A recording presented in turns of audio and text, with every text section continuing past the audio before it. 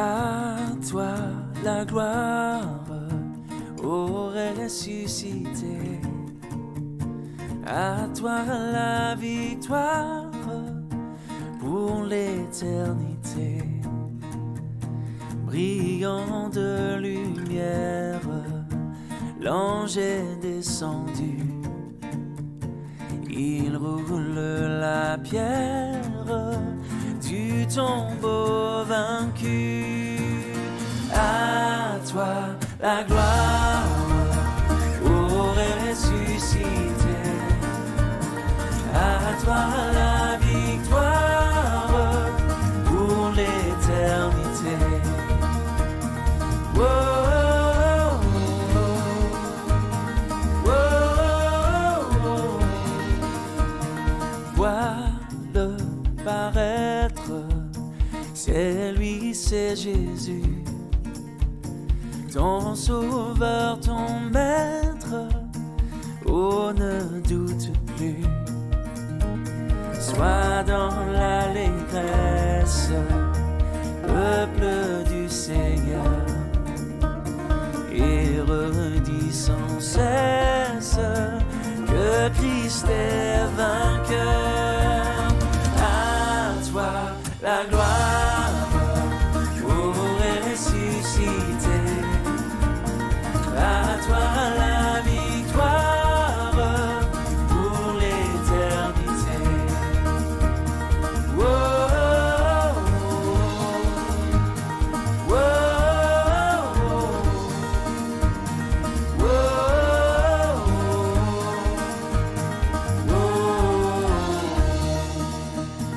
Il est ma victoire, mon puissant soutien.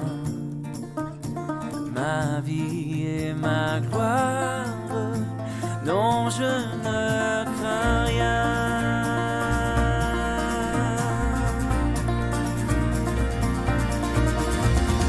À toi la gloire, ô ressuscité.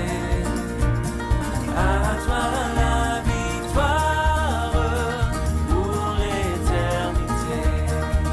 Oh, à toi la gloire, ô ressuscité. À toi la victoire pour l'éternité. Oh, oh, oh,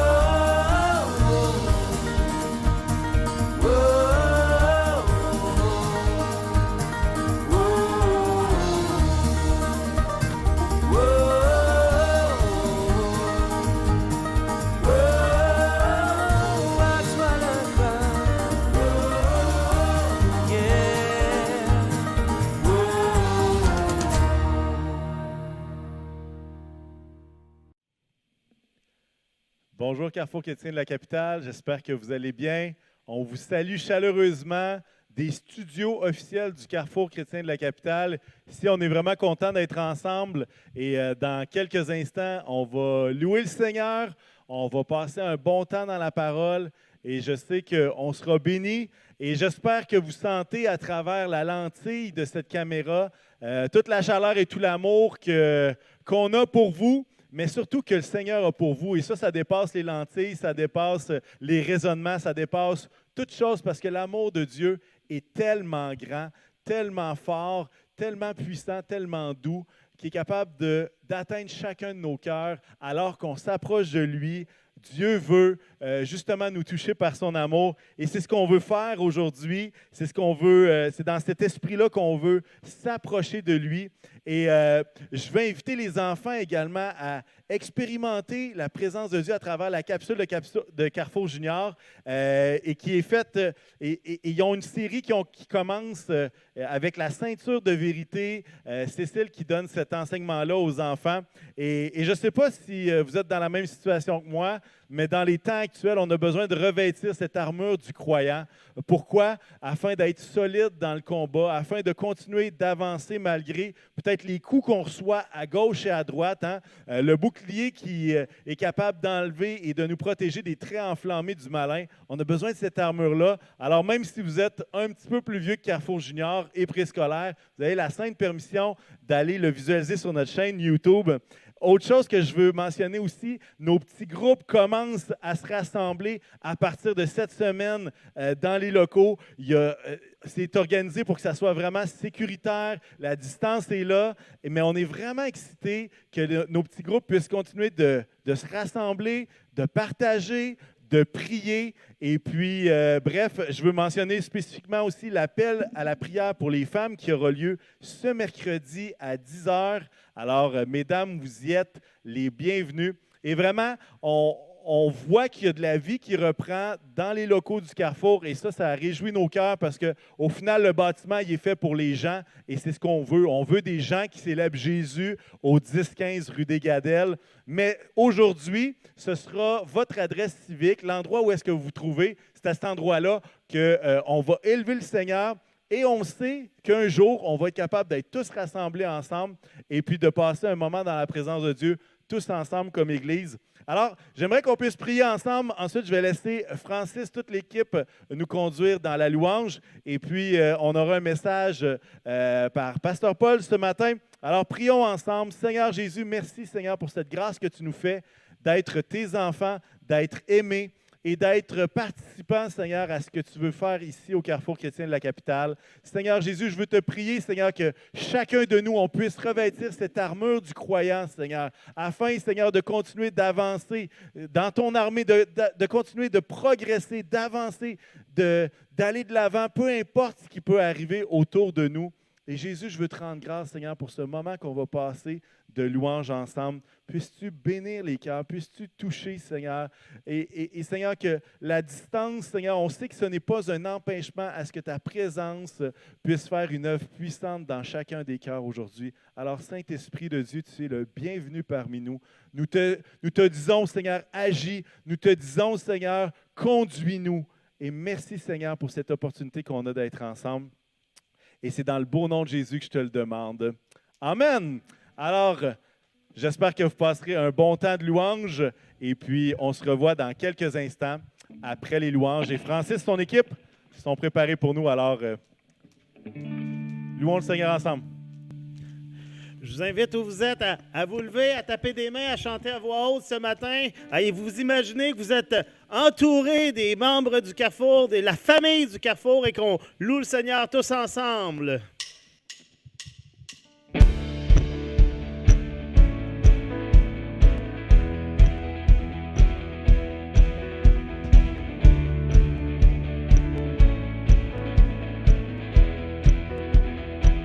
Oh, nos yeux sont sur toi, Fils de Dieu, notre Sauveur, toi l'image de l'amour, gloire à ton nom pour toujours.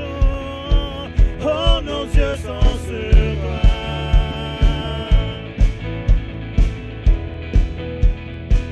Oh, nos yeux sont sur toi.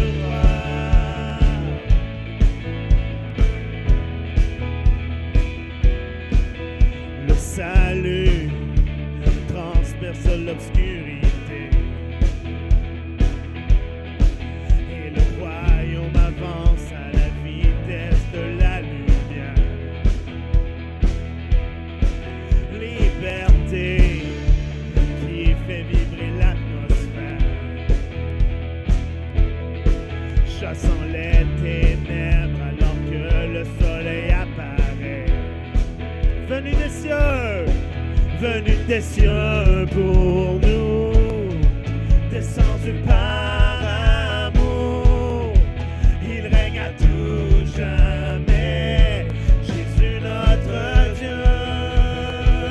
Oh, nos yeux sont sur toi, Fils de Dieu notre Sauveur, toi l'image de l'amour, gloire à ton nom pour toujours. Oh, nos yeux sont sur toi.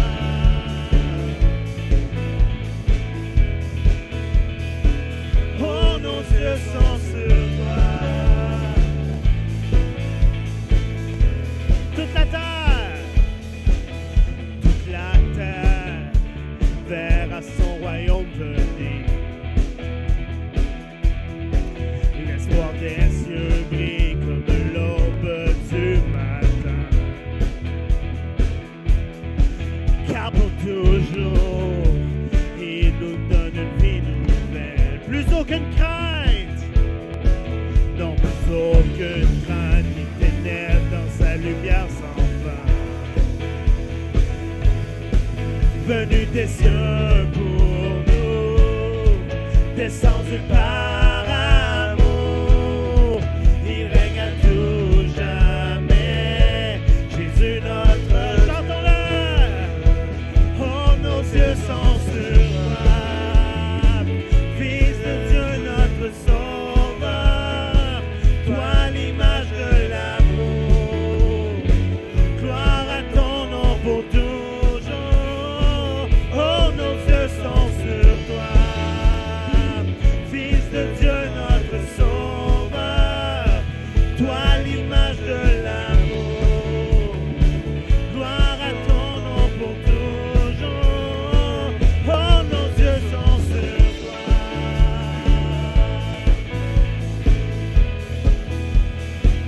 oh nos yeux sont sur toi.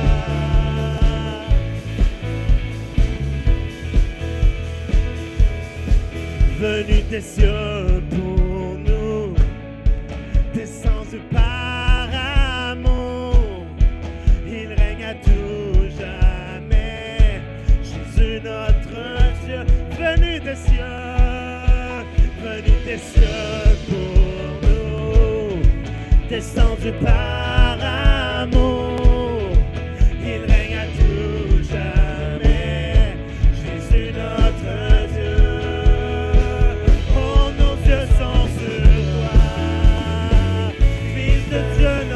Sauveur, toi l'image de l'amour, gloire à ton nom pour toujours, oh nos yeux sont sur toi,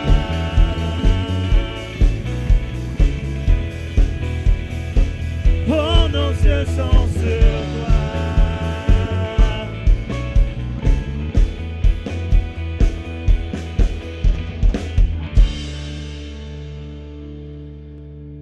Amen. Notre prière, notre désir, c'est que ton règne vienne, Seigneur. C'est que le Dieu des cieux, le roi des cieux descende parmi nous.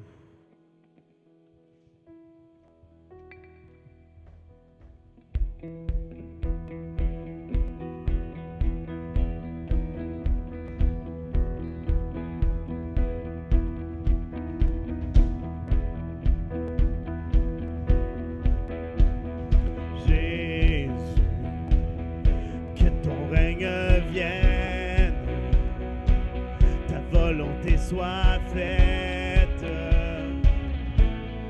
en nous. Jésus, nul n'est comparable, sauveur admirable, révèle ton amour. Chantons le roi des cieux. Roi des cieux, viens vers nous. Roi des cieux, viens en nous. Que ta gloire brille comme en plein midi. Roi des cieux, descends. Roi des cieux, viens pour nous. Qui tiendra devant nous? Car ton nom puissant nous rend triomphants. Roi des cieux descend. Nous sommes enfants de ta grâce, sauvés pour ta gloire. Crions Jésus, que nos cœurs te suivent et que chacun admire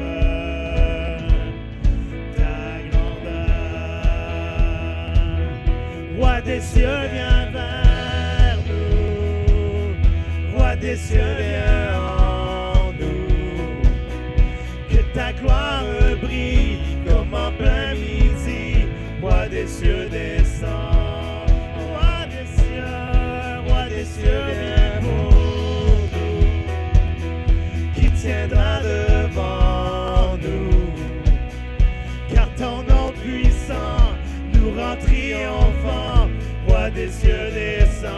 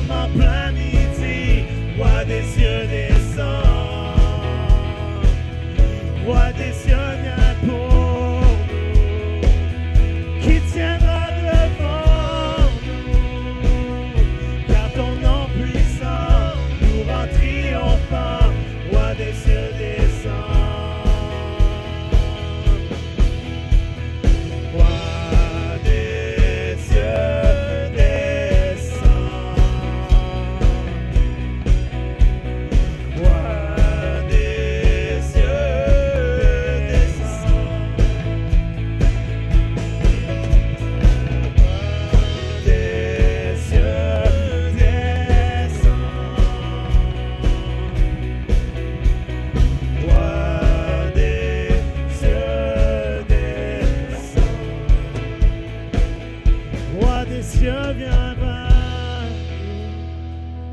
nous. Roi des cieux, viens en nous. Que ta gloire brille comme en plein midi. Roi des cieux, descends.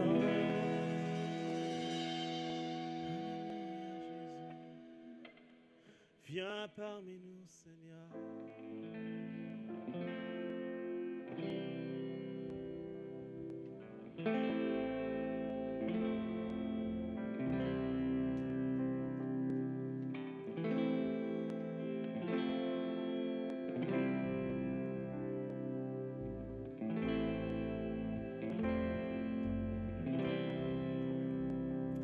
Bien avant le chant qui créa l'univers, bien avant l'esprit qui planait sur la terre, bien avant que tu me formes de la poussière,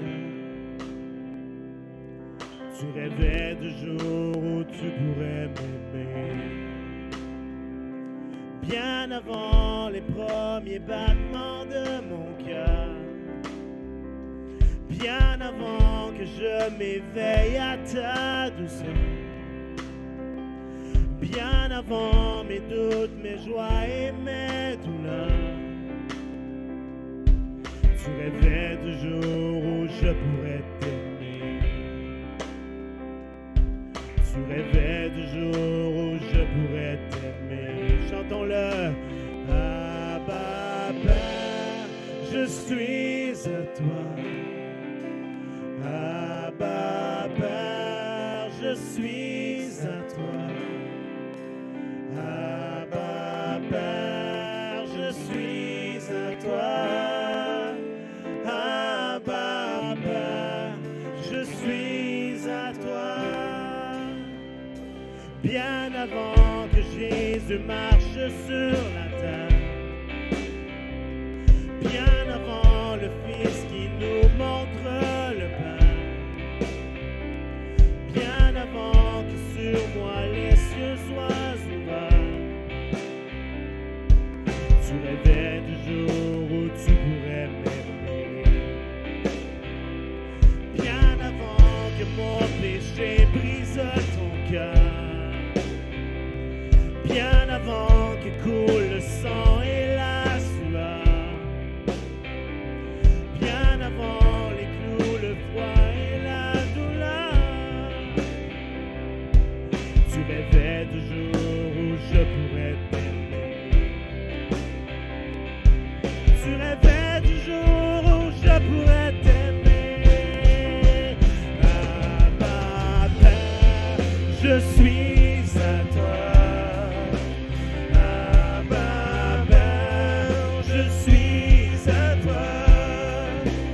Abba, Père, je suis à toi. Abba, Père, je suis à toi.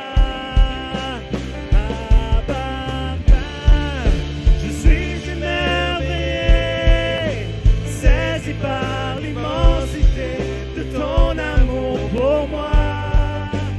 Abba, Père, c'est grande est ta tendresse, ton cœur est grand ouvert et je viens plonger dans tes bras. Abba, Père, je suis émerveillé, saisi par l'immensité de ton amour pour moi. Abba, Père, c'est grande est ta tendresse, ton cœur est grand ouvert et je viens plonger dans tes bras. Abba, Père, je suis à toi. Abba, Père, je suis à toi. Abba, Père, je suis à toi. Abba, Père, je suis à toi. Abba, Père. Prenez un instant dans les bras de votre Père. Prenez un instant sans parler, juste pour recevoir son amour. Juste pour le laisser parler à votre cœur ce matin.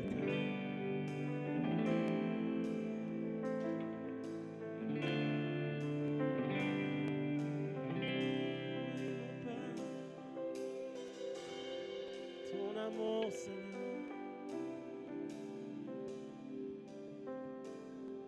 Ton amour est infini,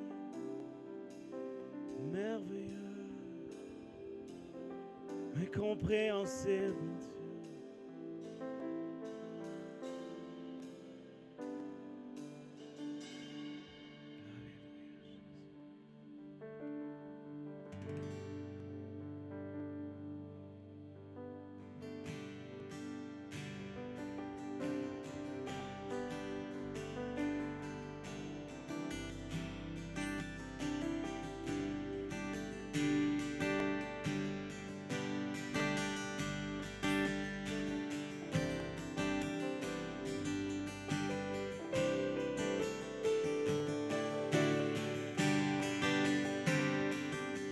Je n'ai que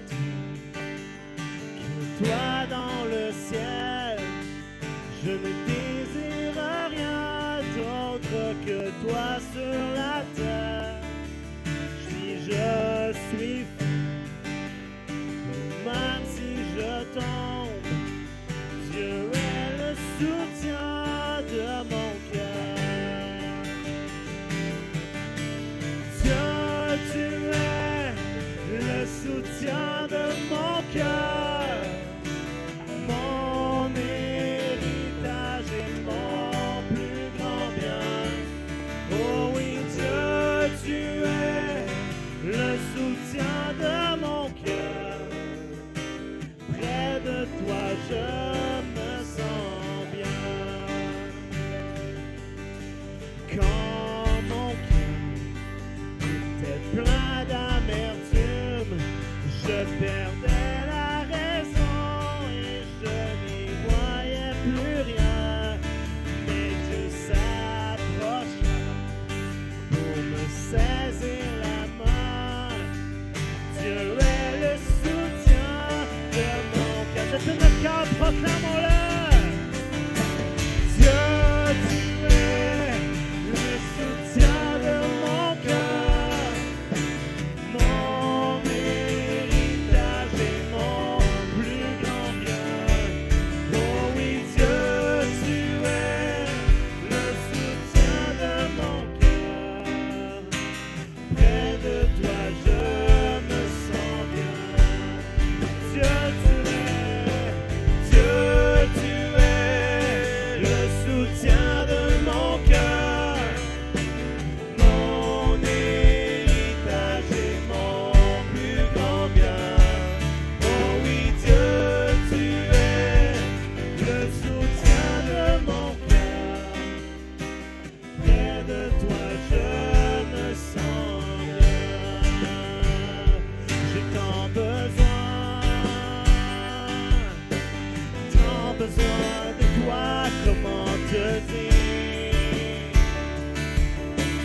que je te désire plus que jamais. J'ai besoin de toi, j'ai tant besoin de toi, Seigneur. J'ai tant besoin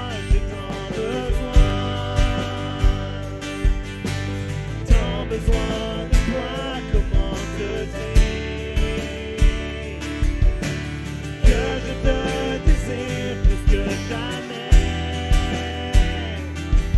J'ai besoin de toi, j'ai tant besoin de toi, Seigneur.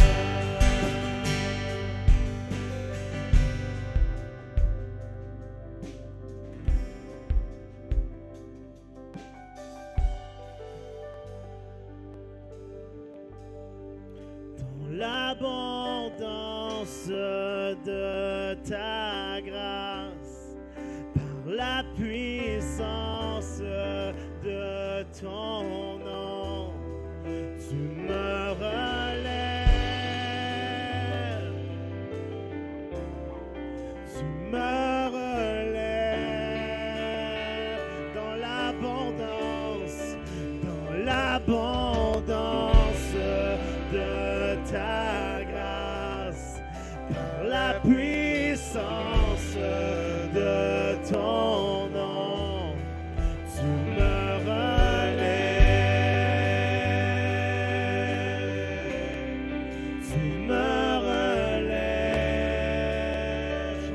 Tu es ma force.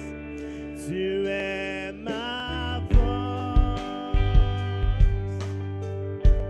Incomparable.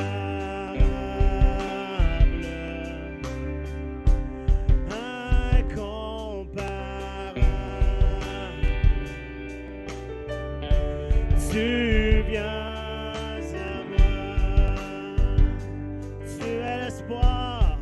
Tu es l'espoir. Incomparable.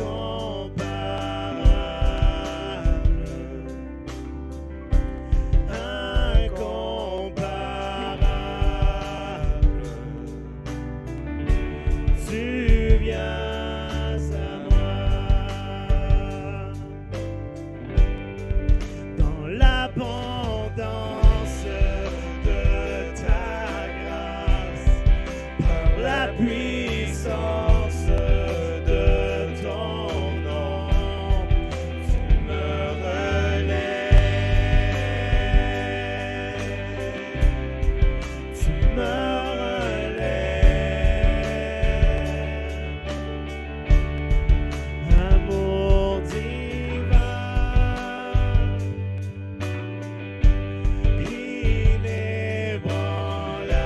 inébranlable,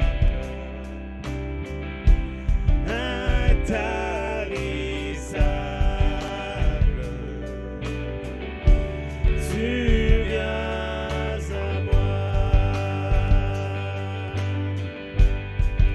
Dans l'abondance de ta grâce, par la puissance de ton nom, tu me relèves.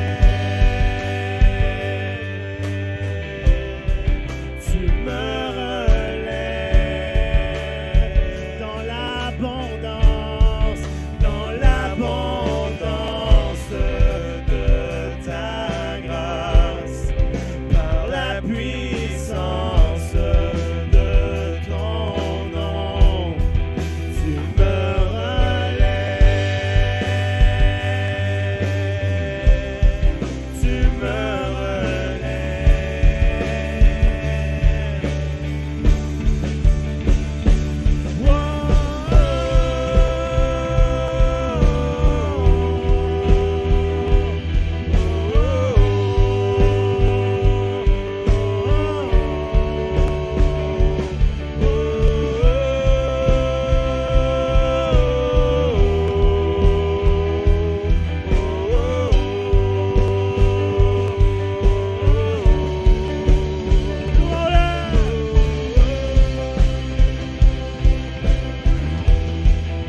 Tu me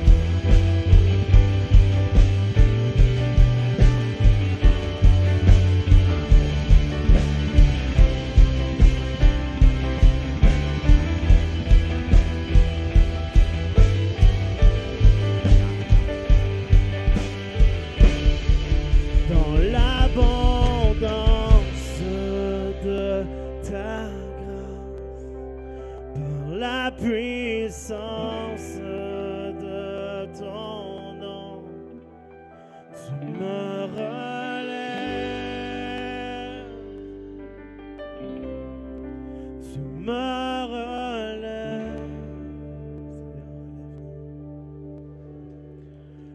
Amour divin, inébranlable,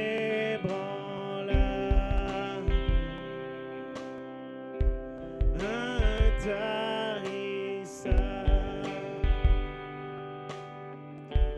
Tu viens à moi.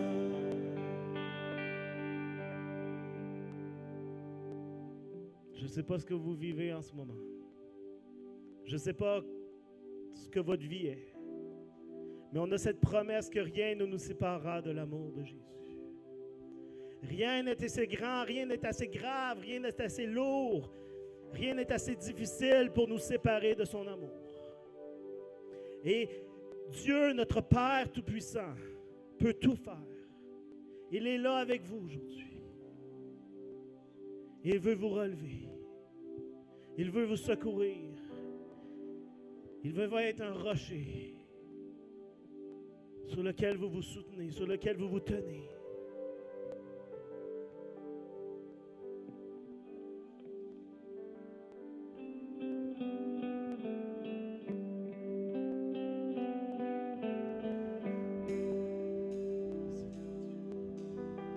Esprit Saint, parle à mon cœur.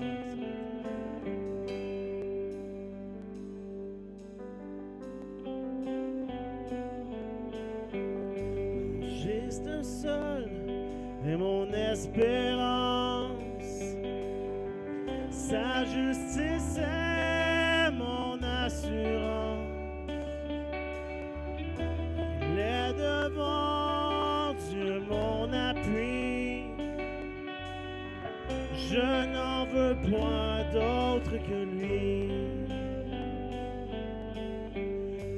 Christ seul est mon espérance. Sa justice est mon assurance. Il est devant Dieu mon appui. Je n'en veux point d'autre que lui. Jésus-Christ, mon rocher, ma confiance est en son amour. Dans l'orage, il est Dieu, Seigneur de tout.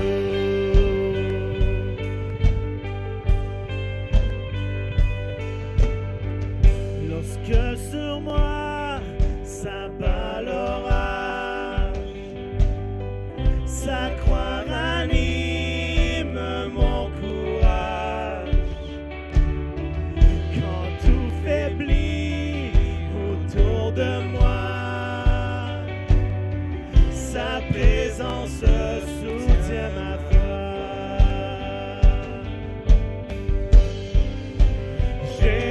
Jésus-Christ, mon rocher, ma confiance est en son amour. Dans l'orage, il est Dieu, Seigneur de tout. Chantons-le, Jésus-Christ. Jésus-Christ, mon rocher, ma confiance est en son amour. Dans l'orage, il est Dieu, Seigneur de tout.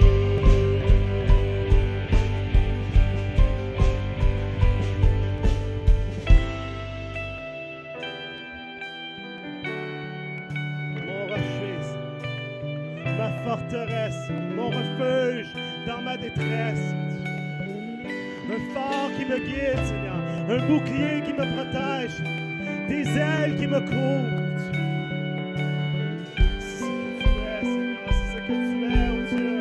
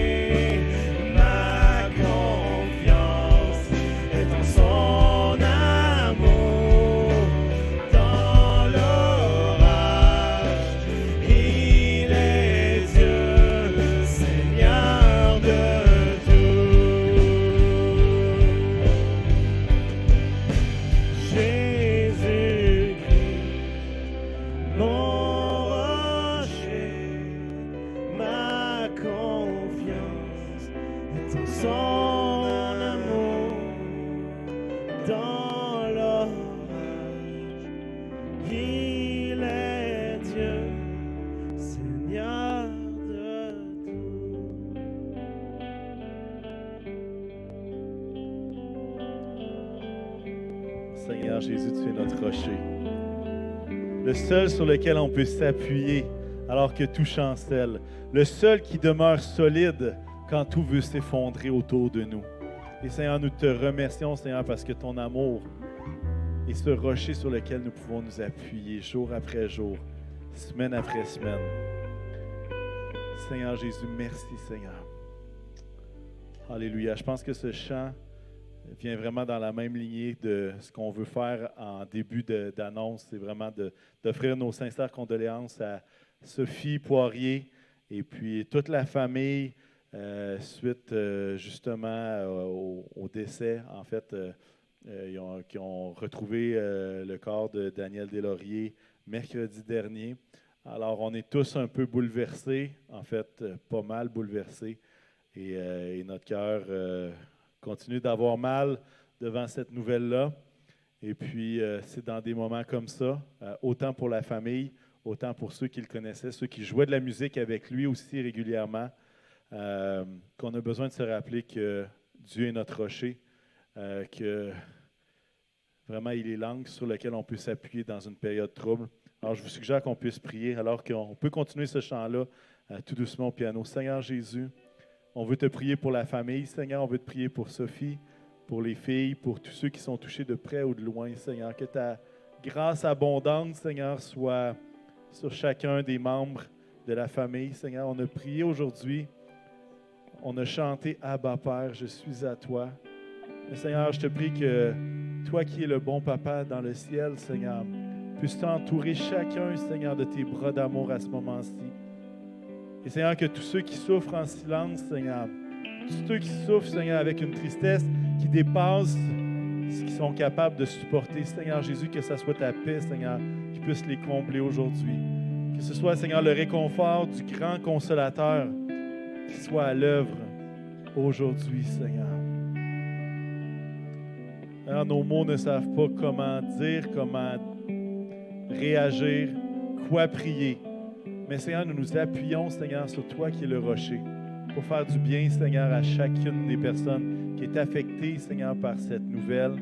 Et comme assemblée, Seigneur, nous voulons nous tenir, Seigneur, dans l'amour. Et ta parole dit que, justement, tous verront que nous sommes tes disciples à l'amour que nous avons les uns pour les autres. Et Seigneur, que cette période soit une période où est-ce que l'amour est évident, les uns envers les autres. Jésus, merci, Seigneur, pour ta grâce qui surabonde, Seigneur. Ta grâce qui est présente et qui va continuer de l'être, nous le savons, parce que tu es un Dieu fidèle qui ne change pas. Et ta bonté, ta grâce dure à jamais, dure pour l'éternité. Alors, Seigneur, fais du bien à chacun. Au nom puissant de Jésus. Amen. Amen. Amen.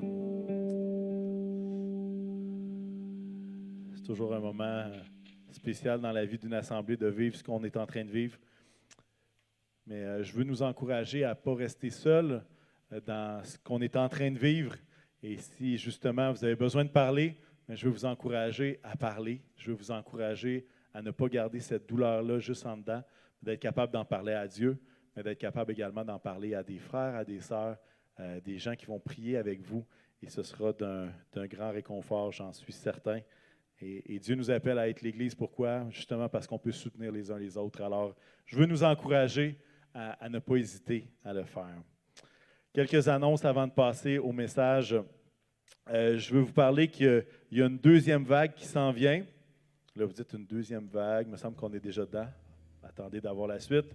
Il y a une deuxième vague de visites du bâtiment du Carrefour qui s'organise à partir de cette semaine. Du 22 au 30 octobre, il y a plusieurs dates qui ont qui sont mises de l'avant. Et vous devez évidemment vous inscrire parce qu'on veut respecter les règles de distanciation. On veut également être capable de répondre aux questions de ceux qui vont être présents. Donc, on limite les groupes à 6 personnes. Et puis, bref, vous avez dans votre fil, vous avez le lien pour s'inscrire.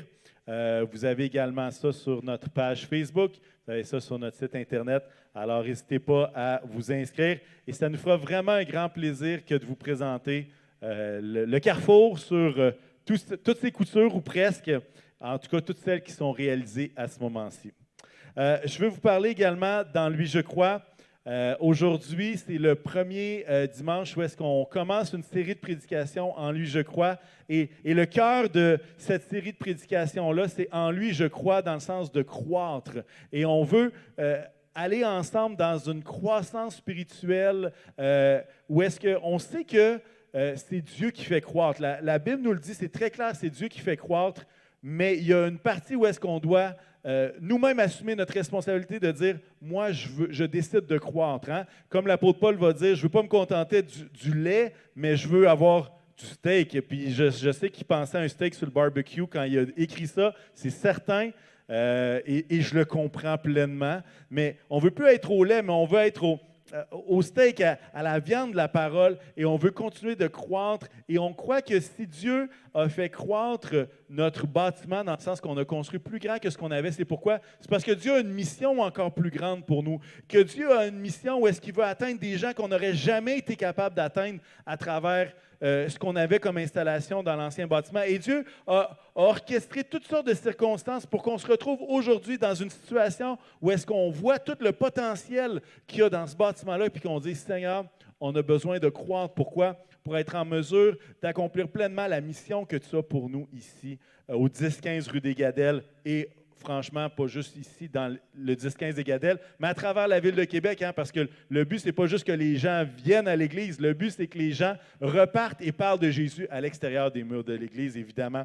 Alors, je ne sais pas si, je ne peux pas vous expliquer tout le bâtiment, si vous êtes intéressé à venir voir tout ce qu'il y a comme possibilité et comme justement rêve pour cette Église, je vous invite à venir aux visites, mais peut-être juste vous parler, parce que je vous disais en début de réunion que les petits groupes recommençaient. Présentement, avec les règles de distanciation et du gouvernement et les zones rouges et tout ça, on peut accueillir juste 2 groupes. Mais si on se planifie juste avec pas beaucoup d'imagination, on peut facilement imaginer 5, 6 groupes qui se rassembleraient ici au même soir pour partager ensemble et le faire justement pour s'encourager dans la foi. Et ça, c'est le rêve. C'est un des rêves qu'on a alors qu'on est dans ce bâtiment-ci, c'est que chacun puisse être connecté les uns aux autres, connecté spirituellement, pas avec 400 personnes, connecté spirituellement avec 10 personnes qui vont l'encourager à croire dans la foi. Et c'est vraiment ce qu'on veut. Et puis, j'espère que la série En lui, je crois va être justement une bénédiction pour vous. Je pense qu'on a quelque chose comme 7-8 messages à travers les prochains mois. Vous trouverez aussi sur la page Facebook, sur le site web, un petit guide qui va vous aider à aller plus loin, prendre des notes sur le message, mais également, il y a des questions pertinentes pour justement que ça ne soit pas juste une question d'écouter un message, puis après ça, de faire le vide, puis de recommencer notre semaine, mais de dire, je veux grandir, et je sais que grandir, ça ne se passe pas juste en l'espace d'un moment comme ça, mais que c'est un processus. Et j'espère qu'à la maison, peu importe où est-ce que vous écoutez, que vous voulez entrer dans ce processus-là pour grandir dans la foi. Et c'est vraiment le cœur dans lui, je crois. Évidemment, il y a toutes sortes de besoins qui sont là. Il y a le besoin de grandir spirituellement. Il y a également des besoins financiers. Et je vous ai dit que je vous donnerai plus de détails la semaine dernière. Vous avez peut-être remarqué sur l'affiche que la durée du projet En lui, je crois, qui est un projet de croissance spirituelle, qui est un projet également qui va nous permettre de combler les besoins financiers que nous avons, s'étale jusqu'en 2022. C'est 2 à 3 ans, en tout cas, dépendamment de, justement, on pensait commencer un petit peu plus tôt que ça, en mars 2020, mais finalement, bon, les circonstances ont mené à ce que ça commence un peu plus tard. Et à quelque part, on a besoin, et le besoin financier, on l'a expliqué dans les dernières semaines, c'est plus de 700 000 $. Et puis, je vous ai dit, hey, regardez, vous ne savez pas comment donner. Il y en a qui ne savent pas comment encore. Et c'est normal parce qu'on ne l'a pas expliqué. Alors, vous n'êtes pas plus fou qu'un autre. C'était juste pas expliqué. Alors, vous allez voir sur la slide qui va apparaître à ce moment-ci les 3 façons de donner En lui, je crois. Bien sûr, via notre site web, vous avez les indications, l'adresse qui est là, carrefourcc.org/donner. Il y a également par plateforme bancaire. Et puis là, il y a quelques indications aussi sur l'écran de comment fonctionner avec le numéro de référence, quoi mettre par la suite. Et finalement, il est également possible d'envoyer un chèque sans problème. Alors, on veut vous encourager et nous encourager comme Église à être solidaires ensemble et d'être partenaires. C'est vraiment ça l'idée d'être partenaire dans ce que Dieu veut accomplir ici. Et bref, j'espère que J'espère que vous serez partenaires avec nous pour non seulement juste contribuer financièrement, mais rêver avec nous également à ce que Dieu veut faire ici. Et non seulement ça, à prier avec nous de ce que Dieu pourrait faire. Alors bref, en lui je crois, c'est tout ça. Et puis je vais céder maintenant la parole à Pasteur Paul qui va nous apporter le premier message dans lui je crois. Je vous souhaite une bonne fin de réunion tout le monde. Soyez bénis. Bye bye. Alors merci, Pasteur Jean-Frédéric. Et pendant ce temps-là, je vais préparer mon lutrin. Petit point noir et l'installation. Ben oui, en lui, je crois.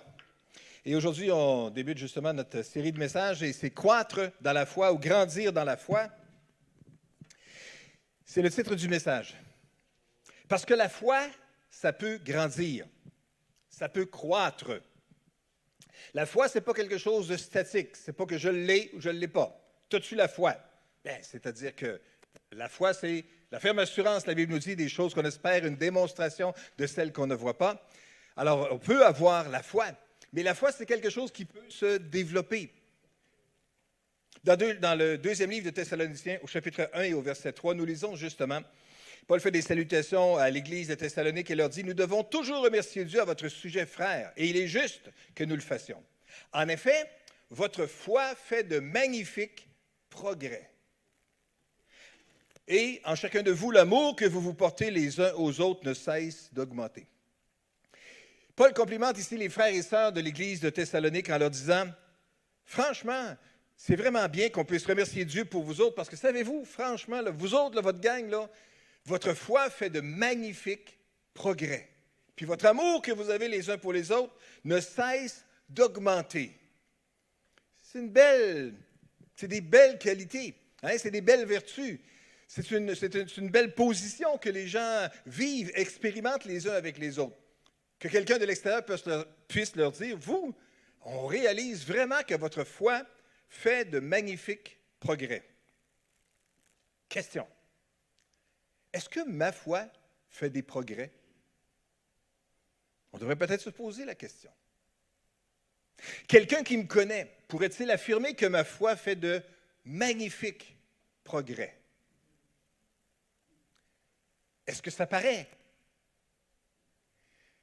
Dans sa prédication la semaine dernière, Pasteur Jean-Frédéric parlait justement des gens de l'Église de Thessalonique qui remerciaient Dieu en toutes circonstances, mais que ce n'étaient pas des circonstances qui étaient faciles nécessairement. Ils faisaient face à de l'adversité, à des problèmes, à toutes sortes de difficultés qu'ils pouvaient rencontrer.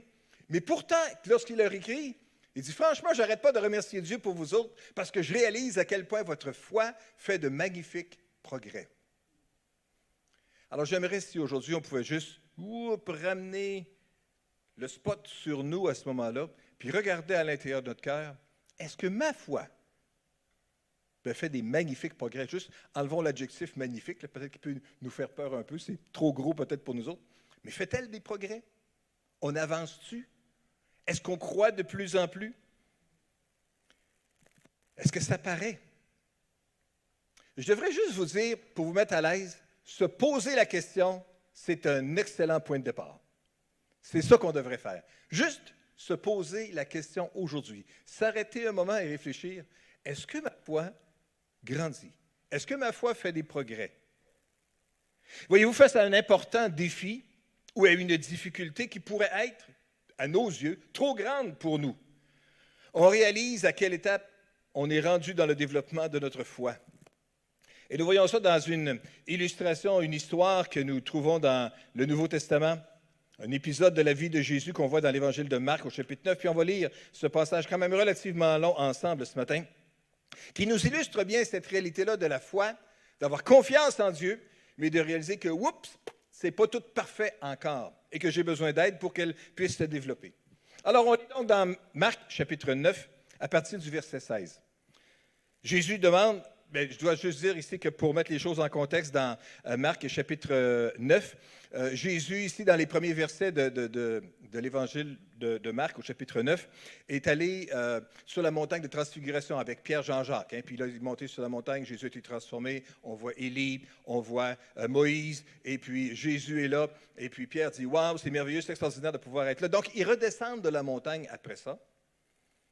Et puis c'est là qu'arrive l'épisode que nous lisons. De quoi discutez-vous avec eux? Jésus leur demande. Et de la foule qui était là rassemblée dans le bas de la montagne, quelqu'un lui répond, « Maître, maître, voici ce qu'on est en train de parler. Voici la situation ici. Maître, je t'ai amené mon fils, car il est sous l'emprise d'un esprit qui le rend muet. Partout où cet esprit s'empare de lui, il le jette par terre et de l'écume sort de la bouche de l'enfant qui grince des dents, puis il devient tout raide. J'ai demandé à tes disciples de chasser ce mauvais esprit, mais ils n'ont pas pu le faire. » On a un problème. Un enfant est possédé par un esprit ici qui le rend muet et qui se manifeste de cette façon-là qu'on voit ici. Alors Jésus s'adresse à eux au verset 19 et leur dit, « Peuple incrédule, jusqu'à quand devrais-je encore rester avec vous? Jusqu'à quand devrais-je vous supporter? Amenez-moi l'enfant. » Alors on le lui amena. Mais dès qu'il vit Jésus, l'esprit mauvais agita convulsivement l'enfant et le jeta par terre à nouveau. Les manifestations sont en train de se produire. Et celui-ci se roule sur le sol, de l'écume à la bouche. « Depuis combien de temps cela lui arrive-t-il? » demanda Jésus à son père. « Depuis qu'il est tout petit. Souvent même, l'esprit mauvais le pousse à se jeter dans le feu ou dans l'eau pour le faire mourir. Mais si tu peux faire quelque chose, aie pitié de nous, viens à notre aide. » Si tu peux. J'ai-tu un problème? Vous ne m'entendez pas? Est-ce que vous m'entendez mieux? Ah non. On recommence-tu? Non, on continue? OK. Le micro a été nettoyé et puis transporté de façon sécuritaire jusqu'à maintenant. Toujours est-il que le Père dit à Jésus, « Si tu peux faire quelque chose, aie pitié de nous, viens à notre aide. » Mais Jésus répliqua, « Si tu peux, tout est possible à celui qui croit. » Tout est possible à celui qui croit. Aussitôt, le père de l'enfant s'écria, « Je crois, mais aide-moi, car je manque de foi. » Aide-moi, car je manque de foi.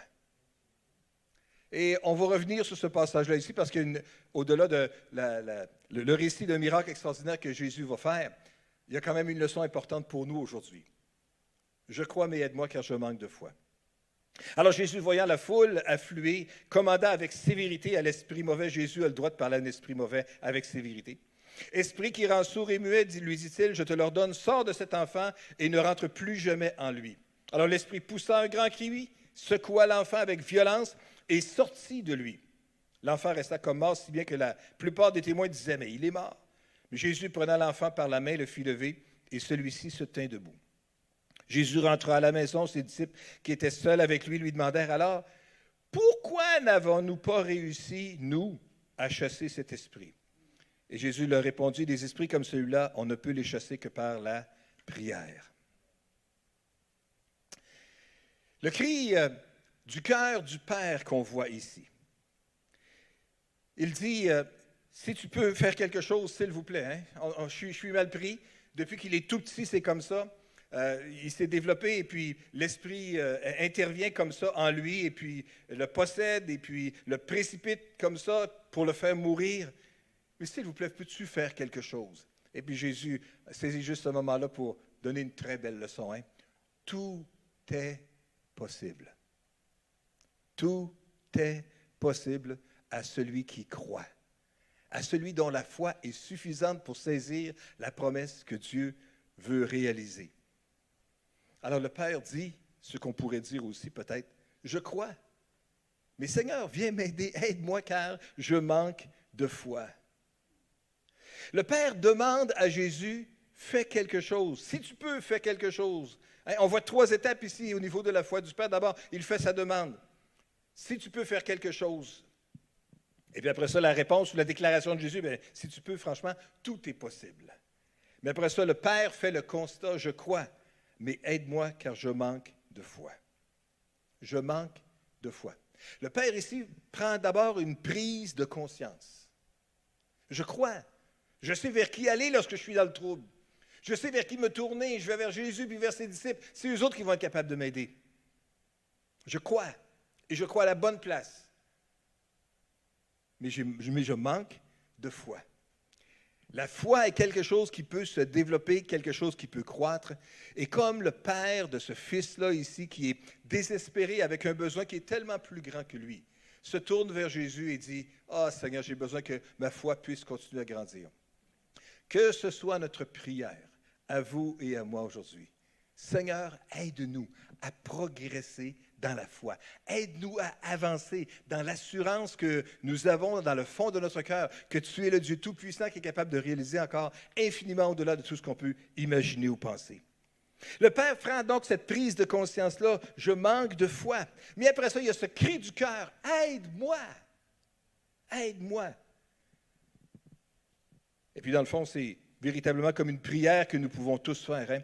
Je crois, mais aide-moi car je manque de foi. Seigneur, viens à mon secours, viens m'aider. Comment que ça peut se développer, ça, la foi? D'où est-ce que ça peut bien venir, la foi? On ne peut pas aller chez Costco dans un magasin puis aller chercher un gallon de foi puis être capable d'en prendre et puis ça va nous faire du bien comme une espèce de super vitamine C ou vitamine B ou vitamine D ou vitamine X, Y, Z, je ne sais pas trop quoi.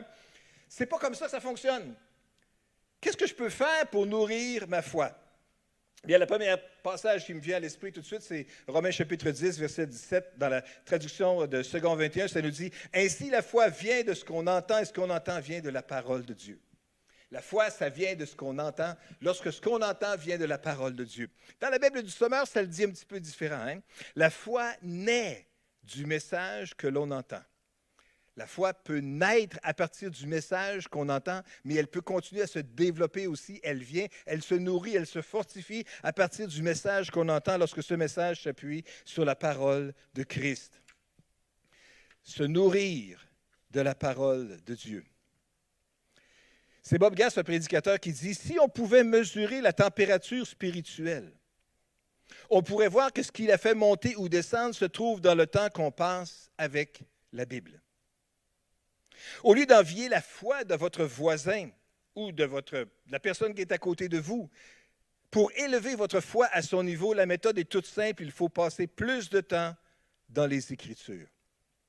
Et ça ne donne-tu pas merveilleusement que de ce temps-ci, alors qu'on est dans cette période de « en lui je crois », on vit aussi cette période de confinement volontaire ou plus ou moins volontaire ou imposé par la santé publique. Mais en 28 jours de réclusion, d'éviter les contacts étroits avec les autres personnes, avec le plus grand nombre de personnes possible, mais qu'on peut transformer, nous autres, dans un 28 jours de contact étroit avec Jésus, où on choisit chaque jour de lire un chapitre de l'Évangile de Matthieu. On a une requête spécifique à présenter à chaque jour, et puis on prend 5 minutes pour juste réfléchir dans la présence de Dieu, ce que l'Esprit pourrait avoir à nous dire. Et ça, c'est quelque chose qui va juste nous faire du bien dans notre esprit, dans notre âme. Mesurer notre foi peut se développer, ça peut se développer, notre foi, dans la mesure où nous nous tenons proches de la parole de Dieu.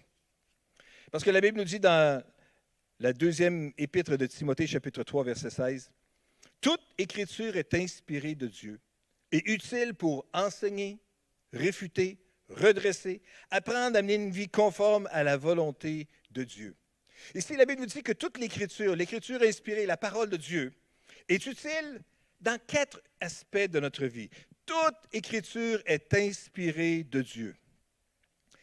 Inspirée de Dieu, c'est peut-être un mot qui est galvaudé un petit peu, des fois, de ce temps-ci. Ce n'est pas parce que quelqu'un dit « Dieu m'a dit » que ça veut dire que c'est aussi inspiré que les Écritures. Je veux simplement vous dire de faire attention et de garder une petite gêne, une petite réserve, et avant d'accepter quoi que ce soit, que qui que ce soit puisse vous dire « Dieu m'a dit que ».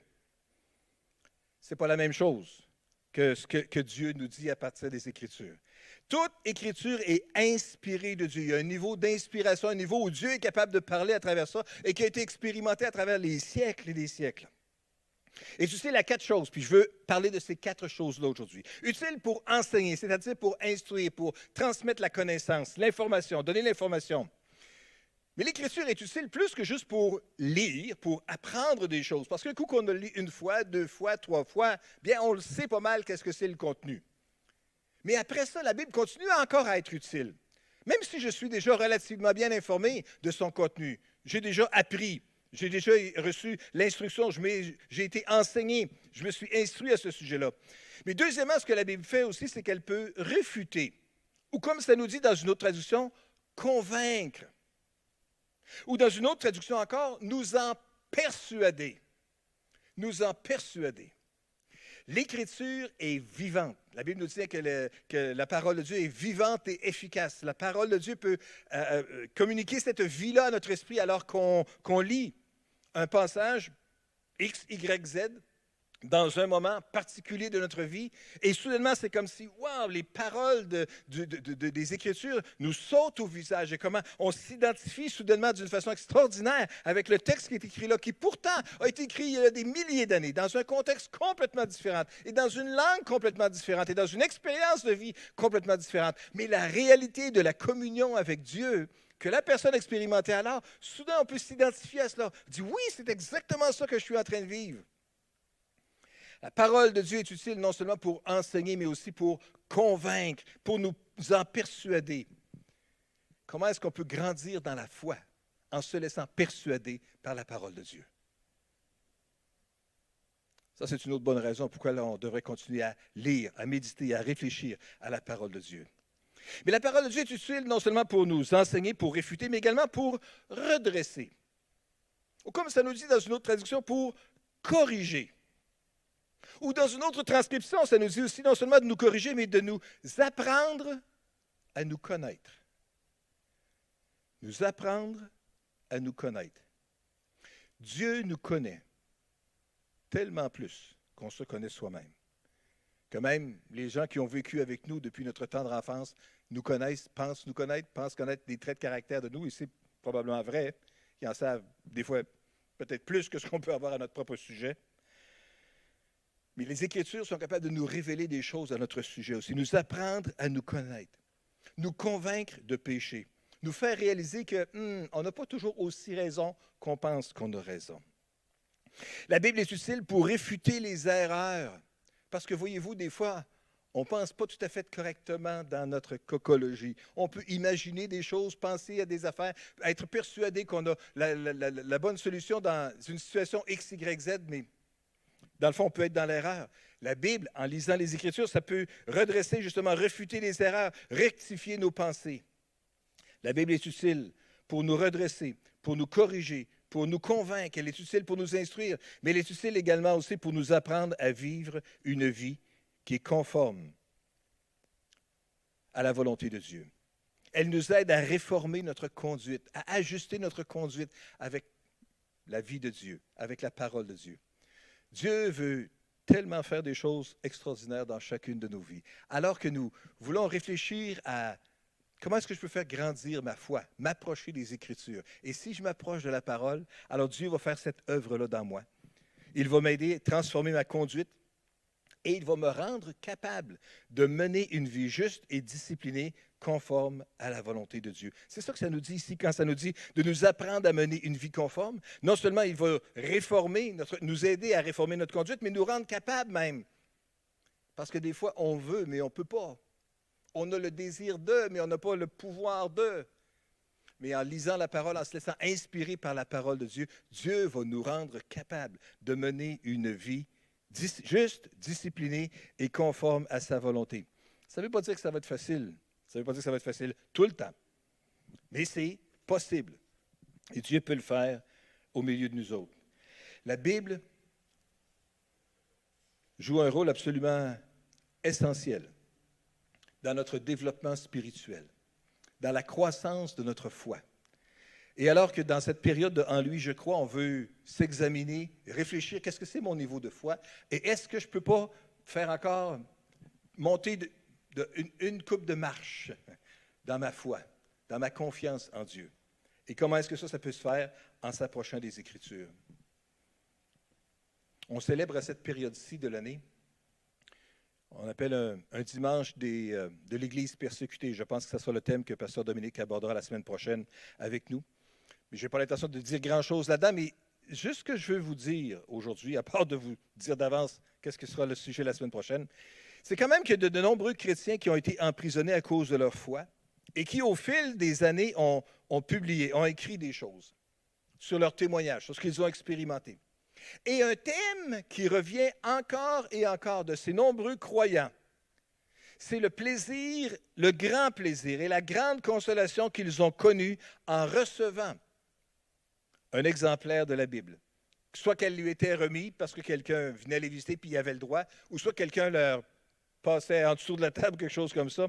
Mais juste d'être capable d'avoir la Bible, ça a été tellement un grand plaisir, un sujet de grande consolation. Pour ces hommes et pour ces femmes-là qui sont retenus captifs, ce livre, la Bible, est devenu leur nourriture, la nourriture de leur bien-être spirituel et un trésor incomparable. Et quand on réfléchit à leur témoignage, à l'amour que ces gens-là ont pour la Bible, le temps qu'ils ont pris à la lire et l'effort qu'ils ont mis à mémoriser des passages au cas où, à un moment donné, elle leur serait enlevée aussi.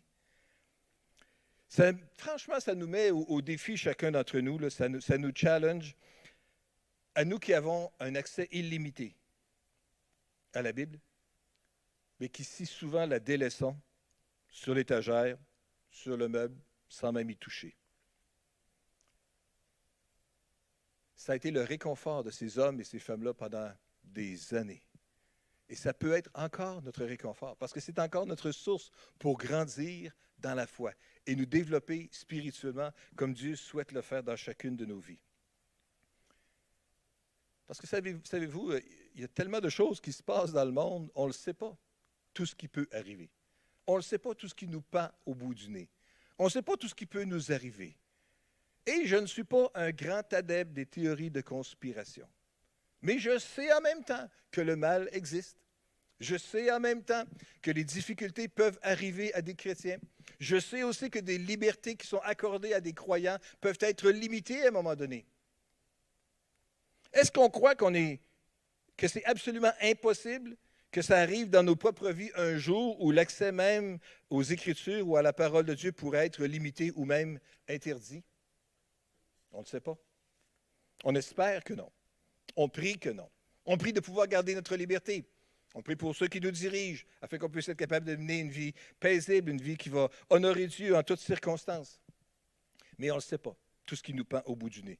Je ne veux pas lancer un autre élément de panique et une troisième vague d'insécurité auprès de tous les croyants aujourd'hui. Loin de moi cette pensée-là. Mais simplement juste pour vous dire, on ne sait jamais ce que l'avenir nous réserve. Et je veux simplement vous dire, écoutez, comme ces gens-là qui ont été emprisonnés pour leur foi, ont trouvé tellement un grand réconfort dans la parole de Dieu, est-ce que vous et moi, frères et sœurs, on ne pourrait pas trouver un grand réconfort aussi auprès de la même parole? En faisant juste l'effort de l'ouvrir, de la lire, de la méditer, d'y réfléchir et de laisser le Seigneur nous parler à travers cela aussi. Parce que c'est comme ça que notre foi grandira. On l'a dit tout à l'heure, la foi vient de ce qu'on entend et ce qu'on entend vient de la parole de Dieu. Alors qu'on laisse la foi se développer, en lisant les Écritures, Dieu va le réaliser dans chacune de nos vies. Pour grandir dans la foi, ça nécessite de faire face à des situations difficiles, à des situations déstabilisantes, à des situations qui parfois peuvent nous sembler impossibles. Mais sans reculer, sans se sauver devant l'inconfort devant lequel on est présenté, il faut choisir d'y faire face en choisissant délibérément, intentionnellement de se nourrir de la parole. Parce qu'à l'intérieur de la parole se trouvent des trésors qui n'attendent qu'à être découverts. Est-ce que je pourrais inviter nos musiciens à revenir? Et c'est tellement merveilleux de pouvoir réinviter les musiciens à la fin de la réunion pour venir nous conduire dans un autre chant de louange. Et j'ai tellement hâte que vous soyez là, témoins aussi de ces temps de rassemblement qu'on peut avoir pour laisser Dieu vous toucher à travers la louange, à travers la parole et tout ça, et d'une façon concrète en étant là, plutôt que juste être à la maison. Mais en attendant, au moins, on se voit à travers l'écran de télévision ou l'écran sur la tablette ou sur le téléphone, ou en tout cas, peu importe le médium que vous utilisez. Je veux simplement vous laisser avec le psaume 119, verset 105, qui nous affirme ce verset que nous connaissons et que nous chérissons tous. « Ta parole est une lampe qui guide mes pas, elle est une lumière éclairant mon chemin. » Oui, la Bible est une lampe qui va nous guider dans les pas, dans les décisions, dans les choix que nous aurons à faire. Et dans la mesure où nous suivons la direction que les Écritures nous donnent, dans cette même mesure-là, nous allons grandir dans la foi. Je crois, disait le Père, mais aide-moi, Seigneur Jésus, car je manque de foi. Ce constat honnête de ce Père sincère qui désirait la délivrance de son Fils qui lui échappait, qui était au-delà de ses capacités, alors qu'il se tourne vers Jésus, lui avoue simplement, Seigneur, je manque de foi, mais viens à mon secours. Et savez-vous quoi? On peut faire cette même prière-là, nous autres aussi, aujourd'hui. Et lui dire, Seigneur, viens à mon secours, parce que tu es ma force. Parce que ce n'est pas juste moi, avec mes propres capacités, qui est capable d'imaginer ou de réaliser des choses qui vont amener ma croissance spirituelle. Mais c'est toi qui peux le faire, alors que tu me conduis à travers les Écritures, alors que tu me conduis à travers les eaux troubles de la vie parfois et incertaines. Quand je marche dans la vallée de l'ombre de la mort, je ne crains aucun mal, car tu es auprès de moi, disait David. Tu es auprès de moi. Et alors qu'on traverse des moments pénibles et difficiles, on peut ressentir encore la douce présence de Dieu. Seigneur, nous voulons juste nous tourner devant toi aujourd'hui, nous tourner vers toi. Nous voulons poser nos regards sur toi, ô notre Père Saint qui règne dans les cieux. Et nous voulons simplement te demander, Seigneur, ta grâce dans chacune de nos vies. Aide-nous, viens à notre secours. Comme ce Père qui avouait avec une grande franchise, honnêteté, je crois, mais Seigneur, viens donc m'aider parce que je manque de foi. Ça pourrait tellement être le cri de chacun de nos cœurs aussi. Alors que comme Église, nous engageons à croire en Jésus, à grandir ensemble en Jésus. En lui, je crois. Alors Seigneur, viens nous conduire aussi à grandir dans notre foi. Alors que nous voulons nous tourner à nouveau vers ta parole, viens nous inspirer, viens nous diriger, viens nous guider, Seigneur. Viens ouvrir les yeux de nos cœurs afin que nous puissions saisir les merveilles que tu veux nous enseigner, Seigneur, les vérités que tu veux nous communiquer, la persuasion que tu veux nous donner, Seigneur, dans le milieu de tout cela. Viens simplement ouvrir nos yeux, Seigneur, alors que nous tournons nos regards vers ta parole. Viens nourrir notre foi, nous te prions, Père, au nom puissant de Jésus. Amen et Amen. Alléluia. Alors chantons-le ensemble. Tu es ma force. Amen. Tu es ma force, incomparable,